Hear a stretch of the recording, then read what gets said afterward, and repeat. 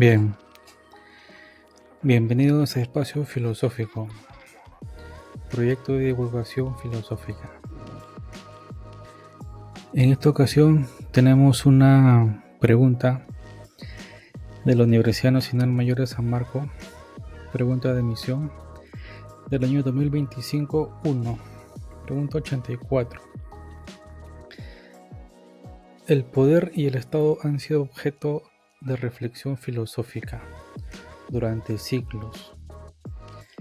¿Qué filósofo sostuvo que los seres humanos, en su estado de naturaleza, viven en una guerra de todos contra todos y que el Estado es necesario para imponer el orden?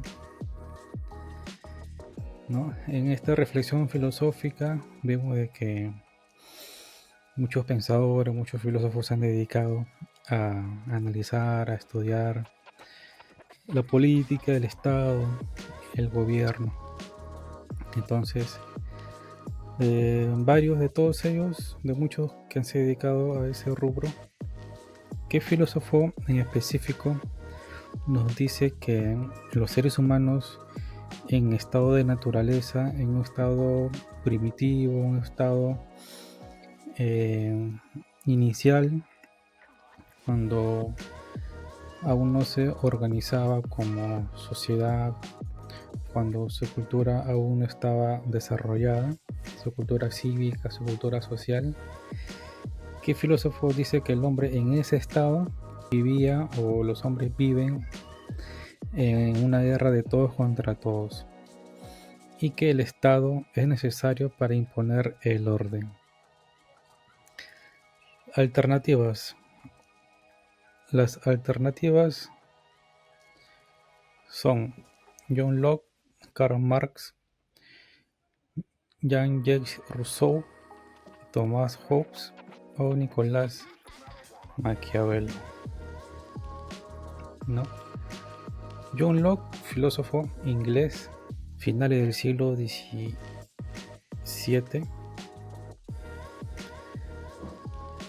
nos dice que el hombre nace totalmente libre e igual al otro y con derecho a la propiedad, ¿no? O sea, los hombres nacemos con un derecho innato a la propiedad. Además, posee derechos naturales, que se refiere a la propiedad, a la libertad, a la igualdad. Los hombres forman un Estado mediante un acuerdo entre ellos con el fin de proteger estos derechos naturales. O sea, como el hombre nace con estos derechos naturales a la propiedad, a la libertad, a la igualdad, entonces necesita un medio, un poder que proteja esos derechos, ¿no? Entonces, él propone, pensador inglés, propone que el Estado debería tener la forma de una monarquía constitucional y representativa, no un Estado monárquico, pero con una constitución, con un parlamento, y que este Estado debe ser independiente a la Iglesia y debe tolerar muchas creencias, muchas religiones. No en vano, en Inglaterra, durante esa época, siglo XVII, siglo XVIII, había una gran cantidad de tolerancia religiosa. Había muchas religiones, muchas variantes religiosas, entonces todo eso era aceptado, ¿no?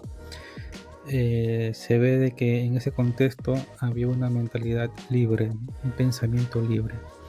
La libertad estaba presente, muy arraigada en las formas de pensar. Para John Locke, el Estado es quien debe proteger esos derechos naturales, ¿no? Porque los seres humanos, cuando nacemos, tenemos derecho a la propiedad, a la libertad, a la igualdad. Entonces, la respuesta no sería John Locke, ¿no? Karl Marx, el marxismo, o Karl Marx propone la abolición del Estado, ¿no? El Estado burgués, que oprime al proletariado, oprime al trabajador, el Estado que está corrompido por la burguesía. Entonces es lo que propone, Karl Marx propone, ah, que el proletariado haga la revolución para apoderarse, ¿no?, del Estado, de ese instrumento de poder, y hacer una dictadura del proletariado, ¿no? Y que una vez en el poder, el proletariado use al Estado para eliminar las desigualdades, para trabajar en pro de una sociedad más justa, más equitativa. Cuando ya no sea necesario ese poder del Estado, simplemente va a desaparecer por su propia naturaleza, ¿no? Algo que ya no tiene una función específica tiende a desaparecer. Poco a poco se va como a defumar, porque ya no va a haber desigualdades, no va a haber clases opresoras. Entonces el Estado es como un medio para lograr eso, según Karl Marx, según el manifiesto comunista, ¿no? Y el marxismo, el comunismo propone, ¿no?, la abolición del Estado. Entonces no, ellos tienen un concepto diferente del Estado. Jean-Jacques Rousseau nos habla del contrato social. Nos dice de que el hombre es bueno por naturaleza, ¿no? Habla del buen salvaje. Entonces él analiza distintas sociedades, distintos pueblos, y nos dice que prueba de ello, prueba de que el hombre es bueno por naturaleza, son los niños y los indígenas americanos, ¿no?, que viven tranquilos, viven en paz, viven en armonía con la naturaleza. Sin embargo, la propiedad privada los transforma en seres ambiciosos, ¿no? Mientras el humano vive en la naturaleza, coge de la naturaleza lo necesario para vivir, planta lo que necesita, caza a sus animales, se organiza de un modo tal que pueden vivir en armonía. Pero cuando aparece la propiedad privada, cuando alguien dice que esto es mío, entonces ahí se genera la ambición, se genera el deseo de tener más, de controlar más. Entonces ahí se perturba esa buena naturaleza que Rousseau defiende o propone. Entonces, para preservar su integridad y su propiedad, los seres humanos pactan y forman un Estado. En el gobierno del Estado prevalece la voluntad general, ¿no?, la voluntad común, ya no los intereses privados, individuales, sino hay un interés común de la sociedad que prevalece en contraposición a los intereses particulares. Rousseau rechaza la legitimación de la esclavitud, pues para él todos los hombres son libres por naturaleza. Propuso un Estado republicano en que la elaboración de las leyes estuviese a cargo de la totalidad del pueblo, ¿no? Tiene una visión socialista del Estado, de la sociedad. Entonces por Rousseau, por Rousseau el Estado aparece para, digamos, defender esa ambición que se puede generar cuando aparece la propiedad privada. Entonces para Rousseau no es la alternativa. Maquiavelo es del siglo XV y XVI. Sobre el príncipe representa un estudio de las situaciones excepcionales en las que se encuentran los estados cuando tienen como enemigo a otros estados y cuando se presentan luchas entre facciones dentro de sus mismos territorios. El príncipe, él analiza, ¿no?, analiza la ambición, ¿no?, del soberano, de cómo se enfrenta a otros estados, cómo se lidia con todos estos estados que intentan imponerse entre ellos.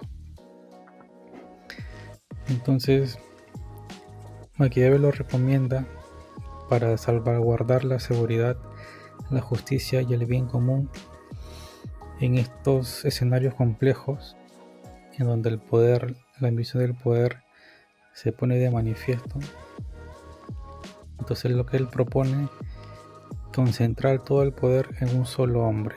El objetivo de la política es obtener el poder. Para obtener el poder, los hombres emplean cualquier medio que esté a su alcance, ¿no? Se le acuña a Maquiavelo la frase: el fin justifica los medios. Entonces, para Maquiavelo, la concepción del Estado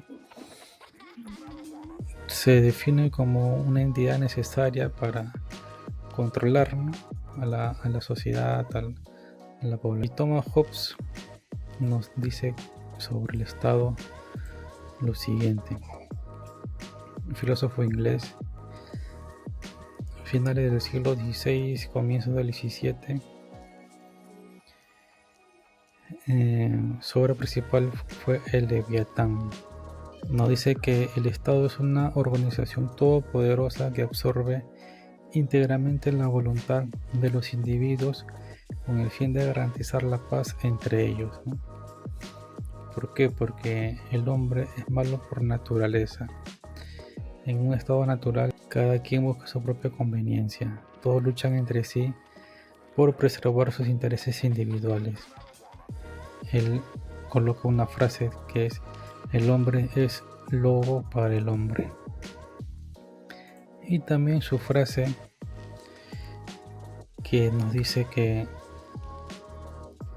en un estado de naturaleza los hombres vivían en una guerra de todos contra todos, y que el Estado es innecesario, importante para imponer el orden. La locución latina es bellum omnius contra omnes, y esta frase, guerra de todos contra todos, aparece en el prefacio de la obra Sobre el Ciudadano, que apareció en 1642. Entonces, para Hobbes, el hombre en un estado de naturaleza es violento, ¿no?, se rige por sus instintos, y que el Estado es necesario para controlar a esos seres malvados, seres salvajes, ¿no?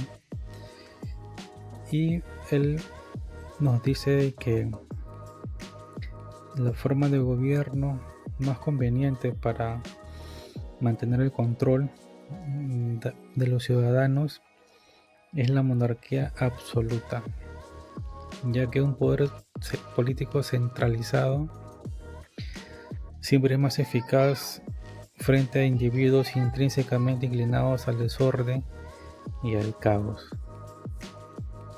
Entonces, la respuesta correcta es Thomas Hobbes.